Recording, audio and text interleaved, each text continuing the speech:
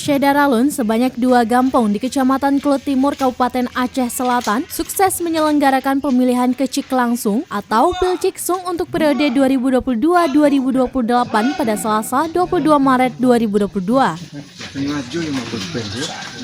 Sekcam Klut Timur Muhammad Yusuf yang turut memantau jalannya pemilihan menyebutkan pemilihan di Gampong Lawe Cimanuk diikuti 3 calon, yaitu Ismail nomor urut 1 mampu meraup suara terbanyak sebesar 432 suara. Disusul Sanadi Muhammad 208 suara dan Berahim Saleh 126 suara.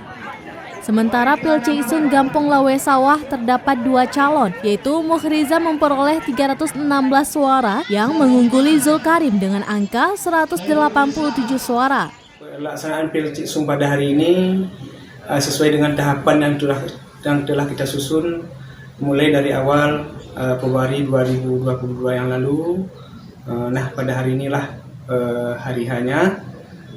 Dan pelaksanaan Pilciksung pada hari ini sesuai dengan amanat dari Kanun nomor 4 tahun 2009, yaitu tentang pemilihan dan pemerintahan kecil di Aceh.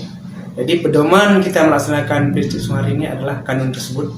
Dan menurut kami lihat di lapangan, ini sangat sukses pelaksananya, yaitu rata-rata lebih dari 70% partisipasi masyarakat. Ini sangat luar biasa.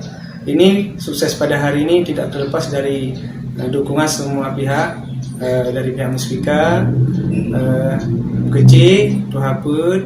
Sekcam Klut Timur ini juga menjelaskan tahapan dalam Pilciksung di 2 gampong ini telah dimulai dari awal Februari lalu dan direncanakan akan dilakukan pelantikan akhir Maret 2022. Muhammad Yusuf juga mengharapkan kepada calon terpilih agar dapat sinergi dalam mendukung masing-masing program. Dari Tapak Tuan, Taufiza, Serambi On TV. Satu.